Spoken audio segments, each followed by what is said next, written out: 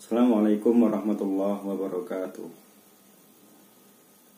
Alhamdulillahirabbil alamin, wassalatu wassalamu ala asyrafil anbiya'i wal mursalin sayyidina wa maulana Muhammadin wa ala alihi washabihi ajma'in. Amma ba'du. Para sahabat Haidar Channel 29 dimanapun Anda berada, mudah-mudahan kita semua dalam lindungan Allah Subhanahu wa ta'ala. Kali ini Haidar Channel akan membagikan video dari kisah seorang ulama besar ahli sufi, yaitu Imam Khwazigan atau Sayyidi Syekh Abdul Khaliq Al-Huzwani. Beliau adalah peletak zikir khafi pertama di Thariqah Naqsyabandiyah.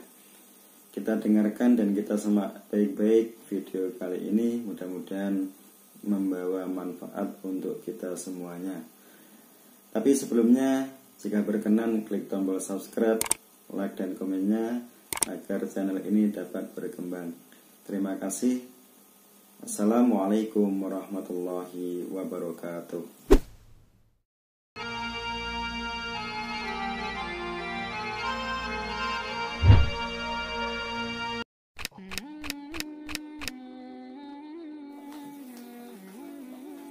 Sayyidi Syekh Abdul Khaliq Al-Huzwani Qaddasallahu sirra.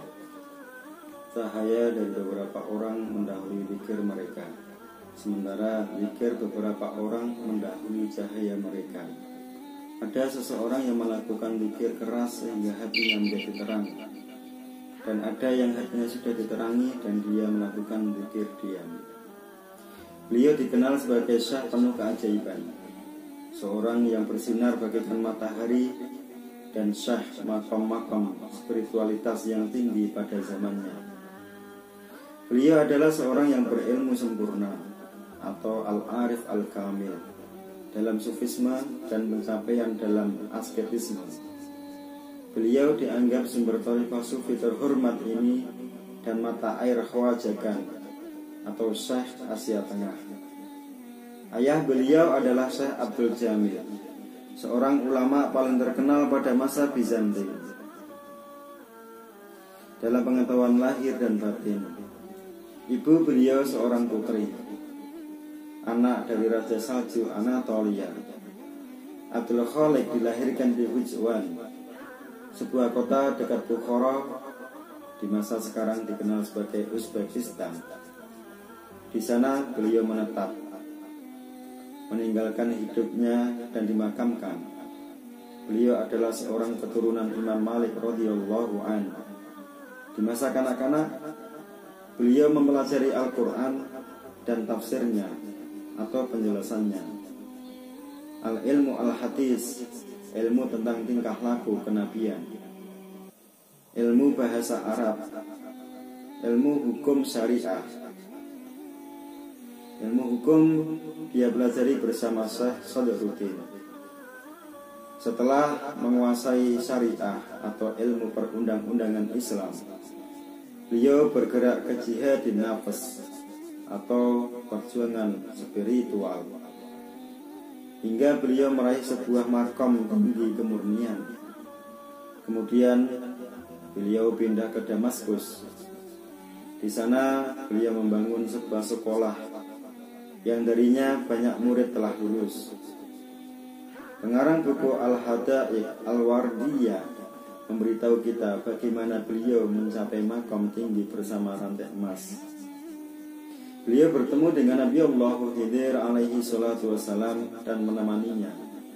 Beliau mengambil pengetahuan surgawi dari Khidir alaihi salatu wassalam dan menambahkannya ke pengetahuan spiritual yang beliau peroleh dari syekhnya, yaitu Syekh Yusuf Al-Hamdani. Suatu hari ketika beliau sedang membaca kitab suci Al-Quran di hadapan Syekh Sadruddin, beliau menjumpai ayat, "Berdoalah kepada Tuhanmu dengan berendah diri dan suara yang lembut. Sesungguhnya Allah tidak menyukai orang-orang yang melampaui batas." Ayat ini mendorong untuk meminta keterangan kepada Syekh Sadruddin mengenai realitas dari zikir diam dan metodenya. Pertanyaan Abdul Khaliq adalah, dalam zikir keras kau harus menggunakan lidah dan orang lain mungkin akan mendengar dan melihatmu. Sementara dalam zikir diam hati, setan mungkin akan memperhatikan dan melihatmu. Sejak baginda Nabi Shallallahu Alaihi Wasallam berkata dalam hadis suci beliau, setan bergerak bebas dalam vena atau pembuluh darah dan urat nadi atau arteri anak-anak Adam. Lalu apakah, wahai Syekh Sadruddinku, realitas dari seruan dalam kesunyian dari kalbu-kalbumu? Syekh beliau menjawab, wahai putraku, ini tersembunyi, pengetahuan surgawi, dan aku berharap bahwa Allah yang maha tinggi dan maha kuasa mengirimkan kepadamu salah seorang walinya untuk memberikan inspirasi pada lidah dan kalbumu tentang realitas dari zikir rahasia. Setelah itu, Syekh Abdul Khaliq Al-Huswani menunggu terkabulnya doa tersebut. Satu hari beliau bertemu dengan Nabi Allah Khidir alaihi salatu wassalam yang memberitahukan, kini putraku, aku telah diberi izin dari sang Nabi Sallallahu Alaihi Wasallam untuk memberi inspirasi pada lidah dan kalbumu tentang zikir tersembunyi dan jumlahnya. Nabi Khidir alaihi salatu wassalam memerintahkan beliau untuk menyelupkan diri ke dalam air dan mulai melakukan zikir ini dengan kalbunya, yaitu la ilaha illallah Muhammadur Rasulullah. Beliau melaksanakan bentuk zikir ini setiap hari sampai cahaya ilahiyah, kebijakan ilahiyah, kecintaan ilahiyah, dan hiburan ilahiyah dibukakan di kalbunya.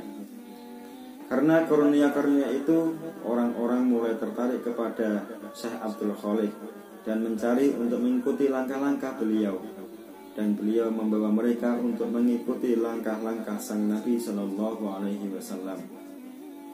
Beliau adalah orang pertama dari thariqah sufi terhormat yang menggunakan zikir diam dan dianggap sebagai tuan dari bentuk zikir tersebut. Ketika sah spiritual beliau yaitu Al-Khawab Ar-Rabbani Yusuf Al-Hamdani datang ke Bukhara, beliau menghabiskan waktu untuk melayani syekhnya. Abdul Khaliq berbicara mengenai syekhnya. Ketika aku berumur 22 tahun, Syekh Yusuf Al-Hamdani memerintahkan Khidir alaihi salatu wassalam untuk tetap menaikkan dan mengawasiku hingga aku tiada.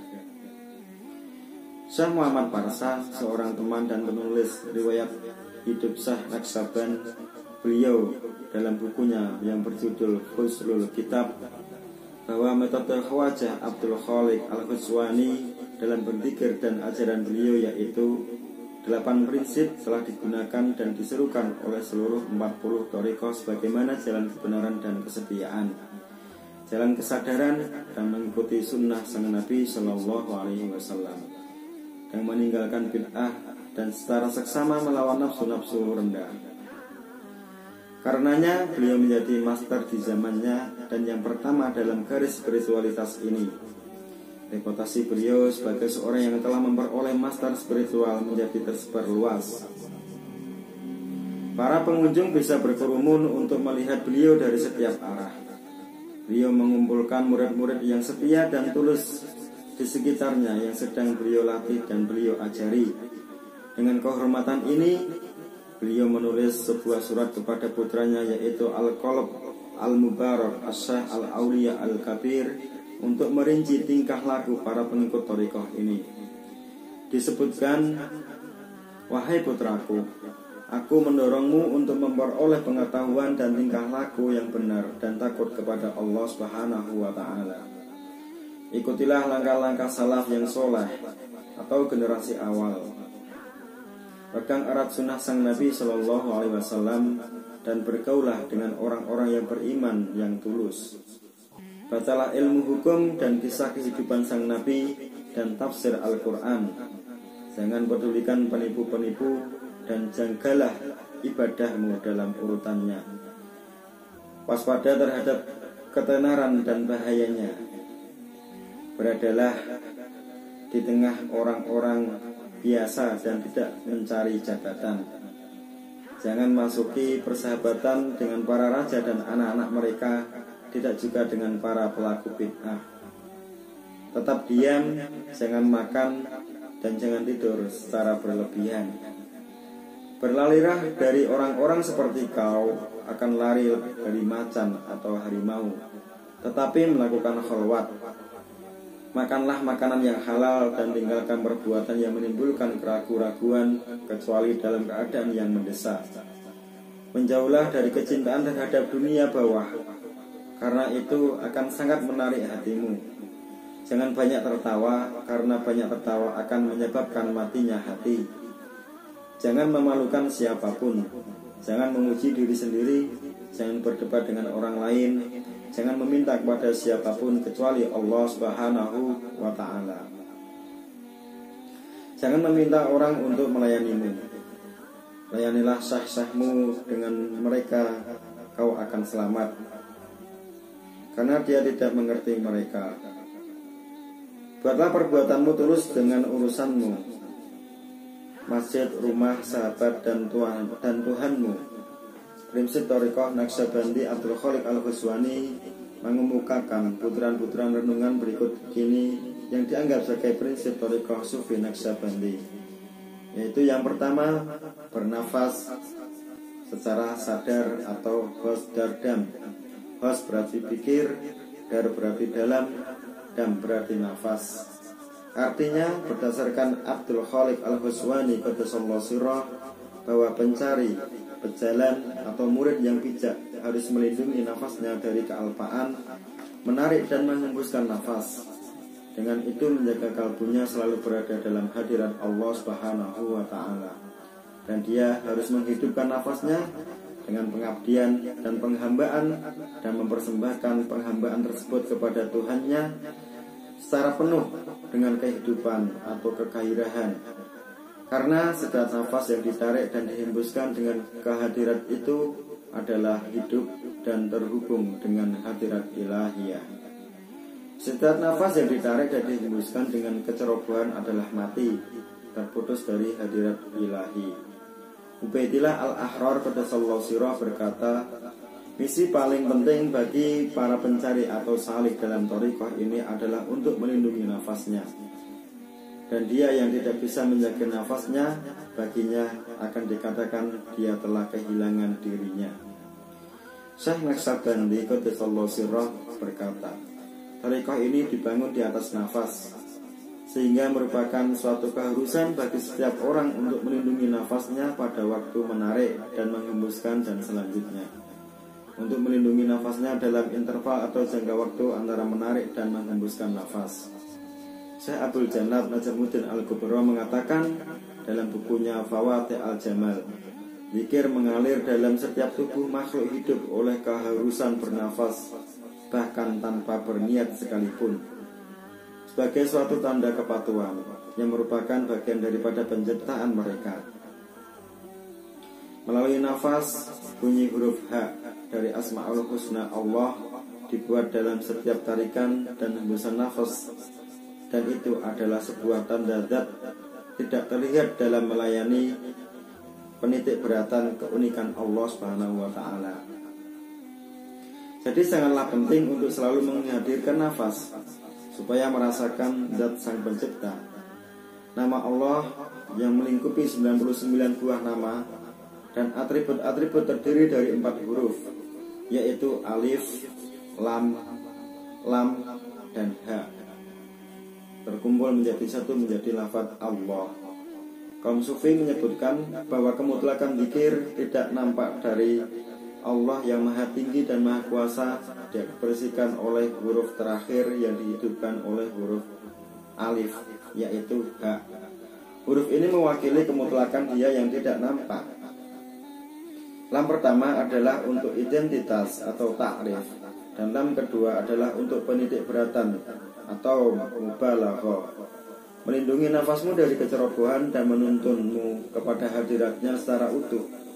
Dan hadiratnya yang utuh tersebut akan menuntunmu kepada penglihatan utuh, dan penglihatan utuh akan menuntunmu ke perwujudan atau tajalli dari 99 Asma'ul Husna Allah Subhanahu wa ta'ala. Allah akan menuntunmu ke perwujudan tajalli. yaitu 99 nama-nama dan atribut-atributnya dan seluruh atribut-atributnya yang lain. Karena dikatakan atribut-atribut Allah adalah sebanyak nafas umat manusia. Ini harus diketahui oleh semua orang bahwa menyelamatkan nafas dari kecerobohan adalah suatu yang sulit bagi para saleh. Oleh karena itu mereka harus melindunginya dengan mencari pengampunan atau istighfar. Karena mencari pengampunan dan menyucikan dan mempersiapkan para saleh untuk perwujudan tajalli sesungguhnya dari Allah yang berada di mana-mana. Kemudian yang kedua, perhatikan langkahmu atau nadar berkodam.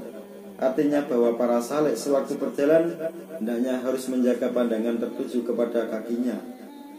Kemana para saleh sewaktu berjalan kakinya melangkah, pandangan mata harus tetap di sana. Dia tidak diperkenankan untuk melemparkan pandangan ke sana sini, melirik ke kanan atau ke kiri atau ke depannya, karena pemandangan yang tidak perlu akan menutupi kalbu. Kebanyakan tabir di kalbu diceritakan oleh gambar-gambar yang ditransmisikan dari mata ke pikiran selama menjalani kehidupan sehari-harimu. Hal ini dapat saja mengganggu kalbu dengan guncangan karena berbagai jenis keinginan yang sudah tercetak di dalam pikiran. Bayangan-bayangan seperti ini tabir yang menutupi kalbu. Bayangan ini menghadang cahaya hadirat ilahiyah. Inilah mengapa para wali sufi tidak memperbolehkan pengikut mereka yang sudah membersihkan kalbu melalui zikir yang berkesinambungan untuk melihat selain dari kaki mereka. Kalbu mereka laksana zikir yang berkesambungan. Kalbu mereka laksana cermin yang memantulkan dan menerima setiap gambar dengan mudahnya. Gambar ini akan menyimpangkan mereka dan membawa berbagai kotoran ke kalbu mereka. Jadi para saleh diperintahkan untuk merendahkan pandangan agar tidak diserbu oleh anak-anak panah setan. Merendahkan pandangan juga merupakan suatu tanda kerendahan hati atau tawadhu. Orang yang bangga dan sombong tidak pernah melihat ke kaki. Itu juga satu indikasi bahwa seorang yang mengikuti jejak langkah sang Nabi, yang ketika berjalan tidak pernah melihat ke kanan atau ke kiri, tapi terbiasa hanya melihat kakinya, bergerak dengan tegas dan mantap ke arah tujuannya. Ini juga suatu tanda dari ketinggian makam beliau. Seorang saleh tidak pernah melihat kecuali ke arah Tuhannya, seperti orang yang ingin mencapai tujuannya dengan cepat. Begitu juga dengan para pencari hadirat ilahiyah Allah Subhanahu wa Ta'ala yang bergerak dengan cepat, tidak melihat ke kanan atau ke kirinya, tidak juga melihat keinginan-keinginan duniawi, tapi hanya melihat hadirat ilahiyah. Imam Rabbani Al-Faruqi qaddasallahu sirrah mengatakan dalam surat yang ke-295 dari maktubat beliau, pandangan mendahului langkah dan langkah mengikuti pandangan. Mi'raj, perjalanan mendaki ketinggian yang lebih tinggi pertama-tama oleh penglihatan, diikuti langkah. Ketika langkah mencapai ketinggian pandangan, kemudian pandangan akan dinaikkan ke tingkat berikutnya, dan karenanya langkah akan mengikutinya secara bergilir. Kemudian pandangan akan diangkat ke tempat yang lebih tinggi lagi, dan langkah akan mengikutinya secara bergilir. Dan begitulah seterusnya hingga pandangan meraih sebuah tingkat kesempurnaan, dan ke arah itulah langkah akan ditarik. Kita katakan bila langkah mengikuti pandangan murid sudah mencapai tingkat kesiapan dalam mendekati jejak langkah sang Nabi, maka jejak langkah sang Nabi disebut juga sebagai awal atau sejatinya semua langkah. Syekh Nasabandi qaddasallahu sirrah mengatakan, jika kami melihat kesalahan-kesalahan teman kita, maka kita akan ditinggalkan tanpa teman, karena itu tidak seorang pun yang sempurna.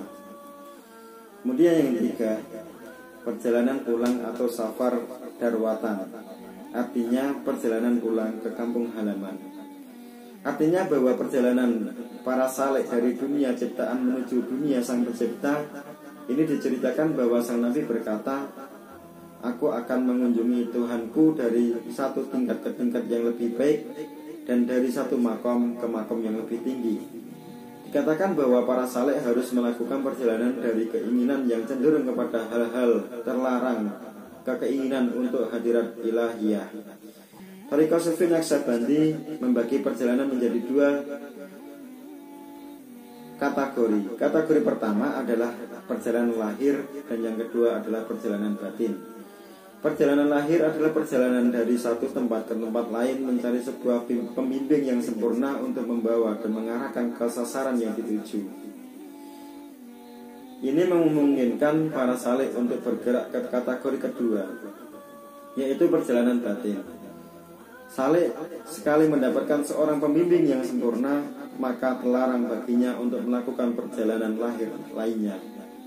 Dalam perjalanan lahir terdapat banyak kesulitan yang tidak sanggup ditanggung oleh para pemula tanpa jatah dan perbuatan-perbuatan terlarang atau haram, karena mereka memang masih lemah dalam ibadahnya. Kategori kedua adalah perjalanan batin. Perjalanan batin memerlukan para saleh untuk meninggalkan akhlak buruk mereka dan meningkat ke akhlak yang lebih tinggi, melempar keluar semua keinginan duniawi dari kalbunya. Dia akan dinaikkan dari sebuah keadaan yang tidak bersih ke keadaan bersih. Pada saat itu dia tidak memerlukan perjalanan batin lainnya. Dia telah menyucikan kalbunya, membuat jernih bagaikan air, transparan laksana kristal, mengkilap seperti sebuah cermin, memperlihatkan realitas dari seluruh hal penting dari kehidupan sehari-hari tanpa memerlukan tindakan eksternal dari sisinya. Dalam kalbunya akan muncul semua hal yang diperlukan bagi kehidupannya dan untuk kehidupan orang-orang yang ada di sekelilingnya. Yang keempat, menyadari di tengah keramaian atau khalwat dar anjuman. Khalwat berarti menyendiri. Itu artinya secara lahir bersama dengan orang-orang di kelilingnya, sementara secara batin bersama Allah. Terdapat dua buah kategori khalwat. Khalwat yang pertama adalah khalwat lahir dan yang kedua khalwat batin. Penyendirian lahir memerlukan saleh untuk menyendiri dalam sebuah tempat pribadi yang tidak ada seorang pun, tinggal sendirian, berkonsentrasi dan meditasi pada zikrullah, mengingat Allah supaya meraih sebuah keadaan di mana kerajaan surgawi menjelma. Ketika kau mengekang indera-indera lahir, maka indera-indera batinmu akan menjadi bebas dalam meraih kerajaan surgawi. Ini akan membawamu ke kategori kedua, penyendirian batin atau khalwat batin. Penyendirian batin atau khalwat batin berarti menyendiri di tengah keramaian orang. Disitulah kalbu saleh akan hadir bersama Tuhannya dan absen dari makhluk sementara tubuh fisiknya berada di tengah-tengah mereka.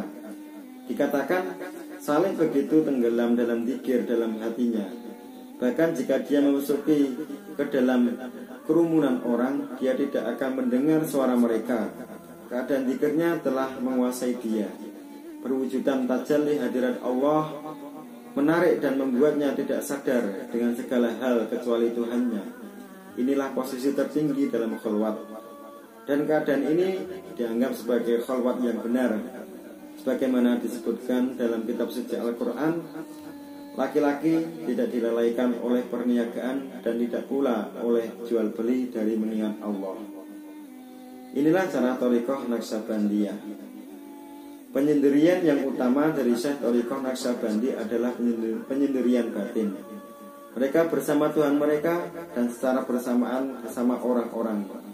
Sebagaimana yang pernah diucapkan oleh sang Nabi, aku mempunyai dua buah sisi. Satu muka menghadap penciptaku dan yang lainnya menghadap makhluk. Syekh Naqsyaband menekankan kebijakan dalam berkumpul atau majelis ketika beliau mengatakan, Thariqatuna asbatu wal khairu fi jam'iyat. Jalan kita adalah kebersamaan dan kebaikan berada dalam kebersamaan. Dikatakan bahwa seorang yang beriman yang dapat bergaul dengan orang lain dan mengangkat kesulitan mereka adalah lebih baik daripada seorang yang menjauhkan diri dari orang lain.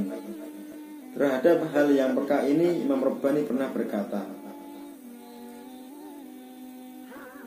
Hendaknya diketahui bahwa Salih pada awalnya mungkin menggunakan penyendirian lahir untuk mengisolasi diri dari orang-orang, beribadah dan berkonsentrasi kepada Allah yang Maha Kuasa dan Maha Tinggi, sampai dia meraih suatu tahap yang lebih tinggi.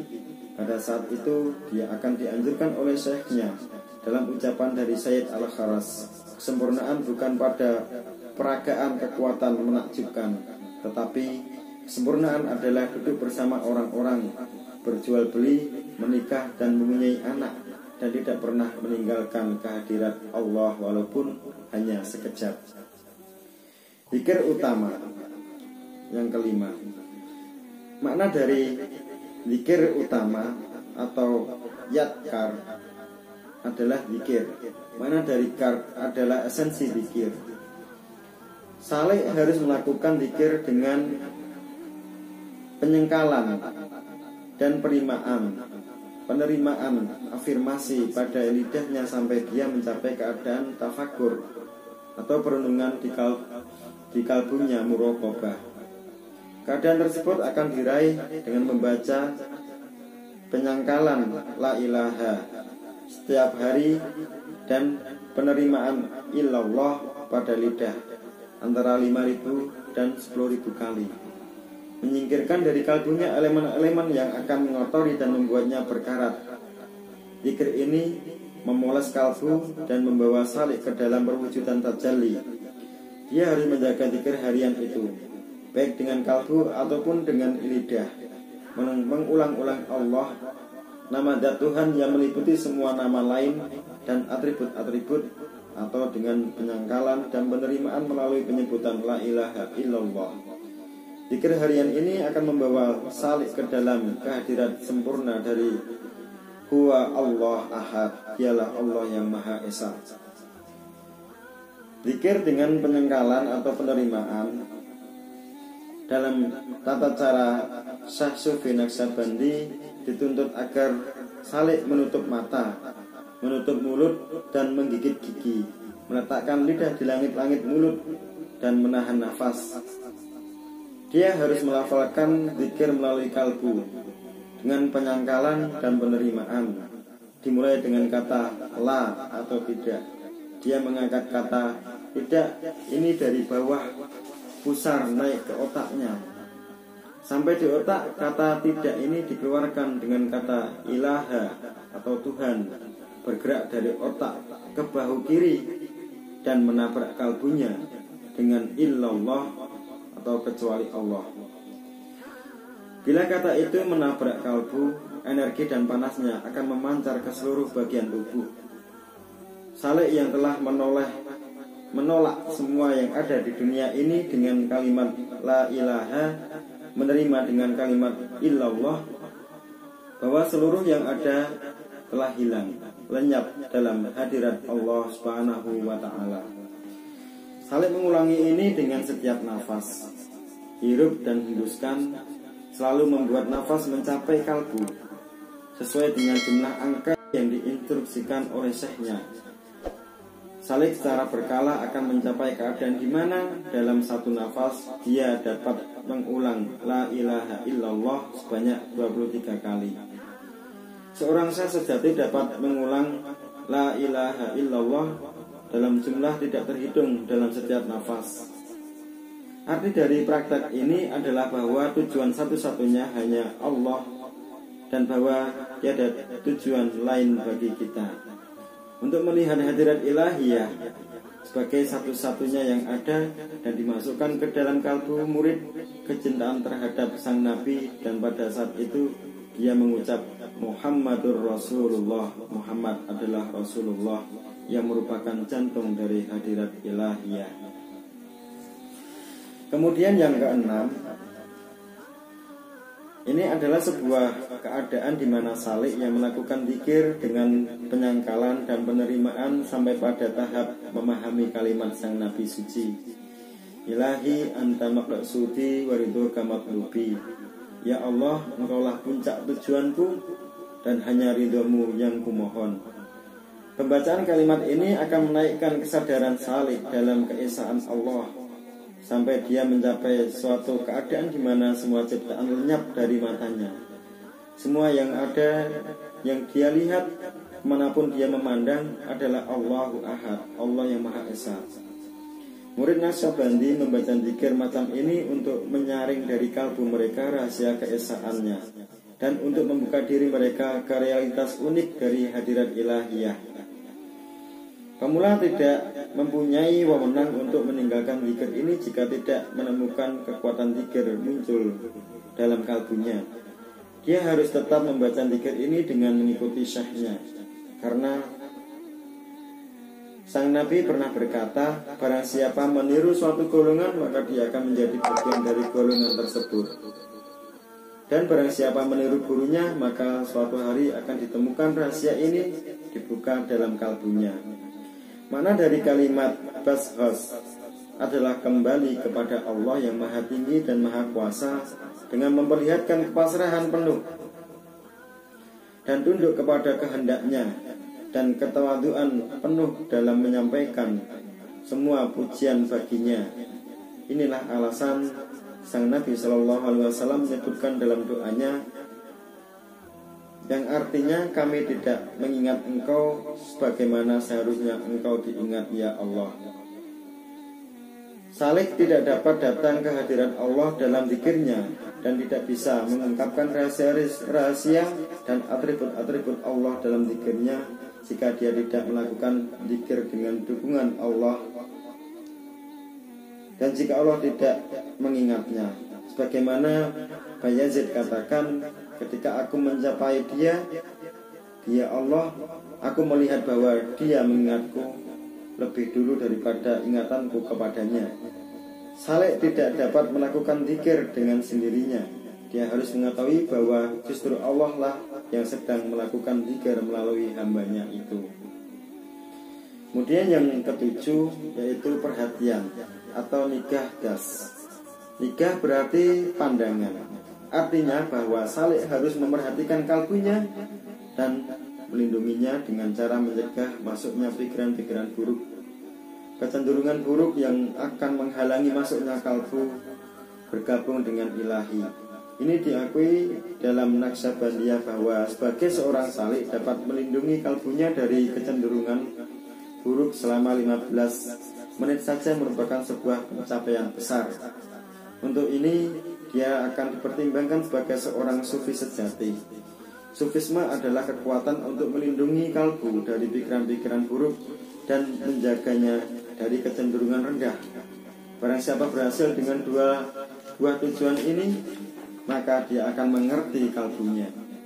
Dan barang siapa mengetahui kalbunya, maka akan mengenal Tuhannya. Sang Nabi SAW berkata, barang siapa yang mengenal dirinya, maka dia mengenal Tuhannya. Seorang Sufi berkata, karena aku melindungi kalbuku selama 10 malam, kalbuku melindungiku selama 20 tahun. Abu Bakar Al-Qaitani mengatakan, aku adalah penjaga pintu kalbuku selama 40 tahun, dan aku tidak pernah membuka kalbuku bagi siapapun juga kecuali Allah yang Maha Kuasa dan Maha Tinggi, sampai kalbuku tidak mengenali siapapun kecuali Allah yang Maha Kuasa dan Maha Tinggi tersebut. Abul Hasan Al-Kharqani mengatakan, sudah 40 tahun Allah telah melihat kalbuku dan mendapati bahwa tidak ada seorang pun kecuali Dia, dan memang tidak ada ruang dalam kalbuku tersisa bagi selain Allah. Kemudian yang terakhir atau yang ke-8, mengumpulkan lagi atau yahdah das. Artinya bahwa pembaca zikir melindungi kalbunya dengan penyangkalan dan penerimaan dalam setiap nafas tanpa meninggalkan hadirat Allah yang Maha Kuasa dan Maha Tinggi. Hendaknya saling menjaga kalbunya dalam hadirat ilahiyah secara terus-menerus. Hal ini akan membuatnya menyadari dan merasakan cahaya zat yang unik dari Allah atau Al-Anwar Al-Dzat Al-Ahadiyah. Dia kemudian akan membuang 3 dari 4 buah bentuk pikiran, yaitu pikiran egois, pikiran jahat, dan pikiran malakatis, seraya mempertahankan dan membenarkan hanya bentuk pikiran keempat, yaitu haqqani atau pikiran kebenaran. Ini akan membimbing Salik menuju keadaan tertinggi dari kesempurnaan dengan membuang semua imajinasinya dan hanya merengkuh realitas, yaitu keesaan Allah Subhanahu wa taala yang Maha Kuasa dan yang Maha Tinggi. Syekh Abdul Halik Al-Ghazwani mempunyai 4 orang khalifah. Pertama adalah Syekh Ahmad As-Siddiq, berasal dari Bukhara. Yang kedua adalah Kabir Al-Auliya, wali terbesar, Syekh Arif Auliya Al-Kabir Qaddasallahu sirrah, berasal dari Bukhara. Beliau merupakan seorang ulama besar dalam ilmu lahir dan batin. Khalifah ketiga adalah Syekh Sulaiman Al-Kirmani Qaddasallahu sirrah. Khalifah keempat adalah Al-Arif Ar-Riwikari Qaddasallahu sirrah.